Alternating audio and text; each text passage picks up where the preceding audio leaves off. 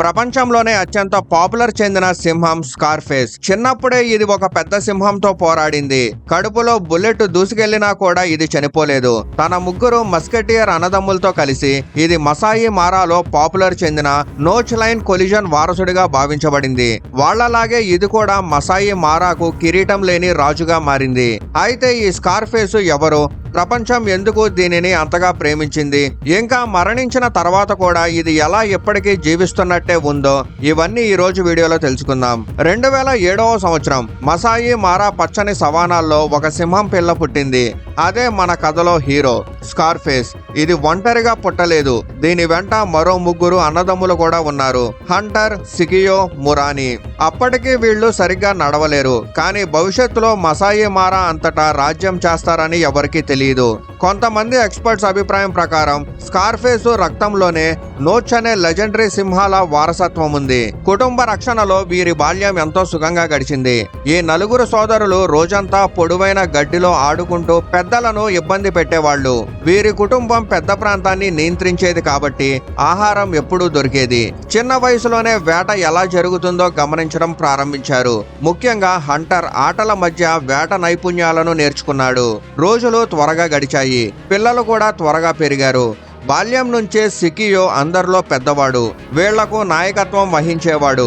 Scarface మరియు మిగిలిన సోదరులు సంతోషంగా అతని మాట వినేవాళ్లు. 2011 నాటికి వీళ్ళు 3 సంవత్సరాలకు పైగా వయసు వచ్చింది. శరీరం బలంగా బరువుగా మారింది. మెన్స్ అంటే జుట్టు రావడం మొదలైంది. కొత్త వేట కూడా చేయడం నేర్చుకున్నారు. ఇప్పటి వరకు స్కార్ఫేస్ మరియు సోదరుల జీవితం చాలా సులభంగా సాగింది. రోజు పూర్తిగా కడుపు నిండా ఆహారం దొరికేది. ఇతర సింహాలు లేదా జంతువుల నుంచి భయం లేదు. ఇది వీళ్లకు బాల్యం నుంచే చూసినది కాబట్టి సాధారణంగా అనిపించింది. కానీ ఇక ముందు జరగబోయేది వీళ్ల జీవితాన్ని పూర్తిగా మార్చేసింది. ఎందుకంటే ఇప్పుడు వీళ్ళు పిల్లలు కాదు కాబట్టి. ఈ వయసులో ప్రతి మగ సింహానికి జరిగినట్లే వీళ్ళకు కూడా జరిగింది. వీళ్ల తండ్రి క్రూరంగా వీళ్లను ప్రైడ్ అంటే గుంపు నుంచి బయటికి తరిమేశాడు. ఇక్కడ నుంచి వీళ్ల జీవితంలో కొత్త అధ్యాయం మొదలైంది. ఏ మగ సింహానికైనా ఇది జీవితంలో అతి కష్టకరమైన కాలం. ఇల్లు లేదు, ఆహారం లేదు. స్కార్ఫేస్ మరియు సోదరుల పరిస్థితి కూడా అలాగే ఉంది. మసాయి మారా విశాల ప్రాంతాల్లో ఎక్కడో తప్పిపోయారు. ప్రైడ్ రక్షణ లేకుండా ప్రతి అడుగు జాగ్రత్తగా వేయాల్సి వచ్చింది. ఆ టైంలో వీళ్ళు బలవంతులైన సింహాల భూభాగాల అంచుల్లోనే ఉండేవాళ్లు. ఇతర సింహాలు చూసి దాడి చేయకుండా మొదట్లో ఇతర జంతువుల మిగిలిన ఆహారం తిని గడిపేవాళ్లు. కానీ కాలం గడిచే కొద్దీ చిన్న చిన్న వేటలు నేర్చుకున్నారు. సింహాలకు ఈ సమయంలో అతి ముఖ్యమైనది ఒకరినొకరు వదలకపోవడం. ఈ సోదరులు కూడా అలాగే చేశారు. ఎల్లప్పుడూ కలిసి ఉండి వచ్చే ప్రమాదాలను కలిసి ఎదుర్కొనేవాళ్లు. ఈ కాలంలో చాలా శత్రు సింహాలతో యుద్ధం చేశారు. చాలా ఓడిపోయారు, కానీ ఓటమిని ఒప్పుకోలేదు. ఇంతకాలంలో వీళ్లకు ఒక విషయం అర్థం చేసుకున్నారు. ముందుకు వెళ్లాలంటే ఒకరికొకరు సాయం చాలా అవసరం. త్వరలోనే వీళ్ల నలుగురు కొత్త సామ్రాజ్యం స్థాపించడానికి సిద్ధమయ్యారు. అది 2012వ సంవత్సరం. ఈ సంవత్సరంలో చాలా మంది వీళ్లను మొదటిసారి చూశారు. ఎందుకంటే ఈ సంవత్సరం ప్రారంభంలోనే వీళ్ళు మసాయి మారాలో మషైరా మార్ష్ ప్రాంతానికి వచ్చారు. ఒక ప్రత్యేక ఉద్దేశంతో వచ్చారు. ఆ ప్రాంతం మసాయి మారాలో అతి పురాతన ప్రైడ్స్ లో ఒకటైన మార్ష్ ప్రైడ్. ఆ సమయంలో రోమియో మరియు క్లాడ్ అనే ఇద్దరు వృద్ధ సింహాలు రాజ్యం ఉండేది. ఎలా తెలిసిందో తెలియదు, కానీ స్కార్ఫేస్ మరియు సోదరులకు మార్ష్ ప్రైడ్ పైన ఇద్దరు వృద్ధ సింహాల రాజ్యం చేస్తున్నారని తెలిసింది. కొన్ని రోజుల తర్వాత వీళ్ళు రోమియో మరియు క్లాడ్ పైన దాడి చేశారు. కానీ వీళ్ళు ఊహించినంత సులభం కాదు ఆ యుద్ధం. రోమియో మరియు క్లాడ్కు చాలా అనుభవం ఉండడం వల్ల యుద్ధంలో ముందుండనది స్కార్ఫేస్. రోమియో మరియు క్లాడు అతని తక్కువ అనుభవాన్ని ఉపయోగించి అతని సోదరుల నుంచి వేరు చేశారు. తర్వాత స్కార్ఫేస్ పైన దాడి చేశారు. ఏ సింహానికైనా ఇలాంటి పరిస్థితి నుంచి బతికి బయటపడడం అసాధ్యం. కానీ స్కార్ఫేస్ మిగతా వాళ్లలా కాదు. ఓటమిని అంగీకరించకుండా పెద్ద సింహాల పైన బలమైన దాడి చేశాడు. వెంటనే ముగ్గురు సోదరులు కూడా వచ్చారు. వెంటనే క్లాడ్ ను చుట్టుముట్టి బలమైన దాడులు చేశారు. ఆ దాడి తర్వాత అతను బతకలేదు. మరో సింహం రోమియో కూడా అక్కడి నుంచి పారిపోయాడు. ఈ విజయంతో నలుగురు సోదరులకి కొత్త ఇల్లు దొరికింది. ఈ సమయంలో వీళ్లకు మస్కిటీర్స్ అనే పేరు వచ్చింది, అంటే సోల్జర్స్ విత్ లాంగ్ గన్. ఇక్కడ ఒక ప్రత్యేకమైన విషయం గమనించారా? రోమియో మరియు క్లాడ్ నాచ్ లైన్ కొలిజన్ నుంచి మార్ష్ ప్రైడ్ ను స్వాధీనం చేసుకున్నారు. స్కార్ఫేస్ తండ్రిగా పరిగణించబడే నోచ్, స్కార్ఫేస్ వారిని ఓడించి నోచెస్ రక్తవంశ రాజ్యాన్ని తిరిగి స్థాపించాడు. ఇది అద్భుతమైన సంయోగం. ఈ యుద్ధంలో స్కార్ఫేస్ కుడికన్ను పక్కన లోతైన గాయమైంది, అందుకే పేరు స్కార్ఫేస్. ప్రతి మస్కిటీర్ కు ఒక ప్రత్యేకమైన గుణం ఉంది.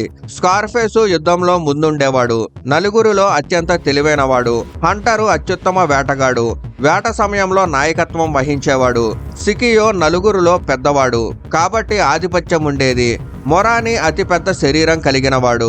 మస్కిటీర్స్ రాకతో మార్ష్ ప్రైడ్ లో స్థిరత్వం వచ్చింది. నలుగురు ఉండగా ఇతర సింహాలు ధైర్యం చేయలేదు. ప్రైడ్ లైనస్లకు పిల్లలను పెంచడం సులభమైంది. ప్రైడ్ లో సంతోషం వచ్చింది. కానీ 2013లో జరిగిన విషయం అది స్కార్ఫేస్ మరియు కుటుంబ జీవితాన్ని మార్చేసింది. ఒక రోజు స్కార్ఫేస్ సోదరులతో బోర్డర్ లో గస్తీ చేస్తుండగా పశువుల గుంపు కనిపించింది. వెంటనే ఒకదాన్ని వేటాడడానికి సిద్ధమయ్యాడు. దాన్ని చూసి స్థానికులు తొందరపాటున స్కార్ఫ్ ఫేస్ పైన బుల్లెట్ వేశారు. బుల్లెట్ పొట్ట దాటి వెళ్ళింది. అందరూ అతను చనిపోతాడని భావించారు. కానీ డాక్టర్స్ అద్భుతం చేశారు. గాయాలకు చికిత్స చేసి అతన్ని పూర్తిగా కోలుకునేలా చేశారు. కానీ జరిగినది వీళ్ల మనసులో భయాన్ని నింపింది. అంత పెద్ద ప్రాంతం మార్ష్ ప్రైడ్ వదిలేశారు. వెళ్లిన కొద్ది కాలానికే మార్ష్ ప్రైడ్ కూడా తమ పూర్వీక భూమిని వదిలేసింది. మనుషులు ఆ ప్రాంతానికి దగ్గరగా ఉండడం వల్ల. మరోవైపు నలుగురు సోదరులు రిజర్వ్ లోపలికి వెళ్లారు. ఒక స్టేజ్ లో పారడైజ్ ప్లేన్స్ లో ఆగారు. ఆ ప్రాంతం వీళ్లకు బాగా నచ్చింది. మారా రివర్ దగ్గరే ఉంది కాబట్టి రోజంతా రివర్ దగ్గర విశ్రాంతి, రాత్రి బఫెలోలు, హిప్పోలు వంటి పెద్ద జంతువుల వేట. వీళ్ళు అద్భుతమైన నైట్ హంటర్స్. వేటకు బయలుదేరితే అడవి జంతువులన్నీ భయపడేవి. స్కార్ఫేస్ యొక్క ప్రత్యేకత ముసళ్లకు భయపడేవాడు కాదు. రోజుకి చాలా సార్లు మారా రివర్ క్రాస్ చేసేవాడు. పెద్ద ముసళ్లు కూడా దగ్గరకు రావడానికి జంకేవి. రోజులు గడిచే కొద్దీ 100 స్క్వేర్ కిలోమీటర్స్ కు పైగా ప్రాంతం పైన రాజ్యం స్థాపించారు. మస్కిటీర్స్ ఇప్పటి వరకు 11కి పైగా ప్రైడ్లపై రాజ్యం చేశారు. మార్ష్, రెక్, లుకౌట్, పారడైజ్ వంటివి.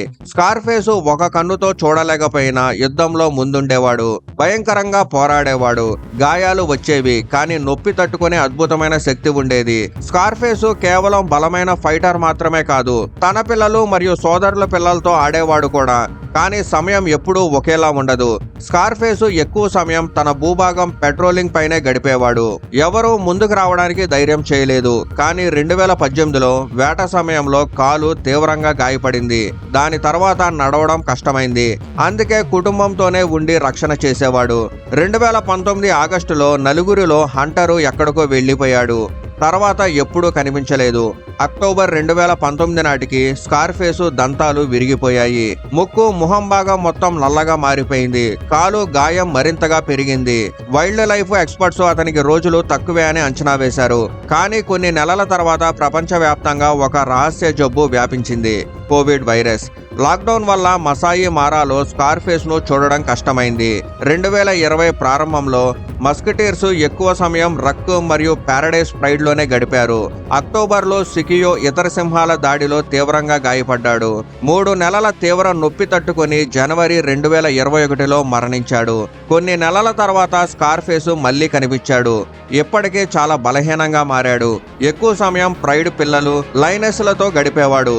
జూన్ 2021లో హిప్పో కార్కస్ దగ్గర పడుకొని ఉన్నట్లు కనిపించాడు. అయితే మరాయిలో ఒక సాయంత్రం వచ్చింది.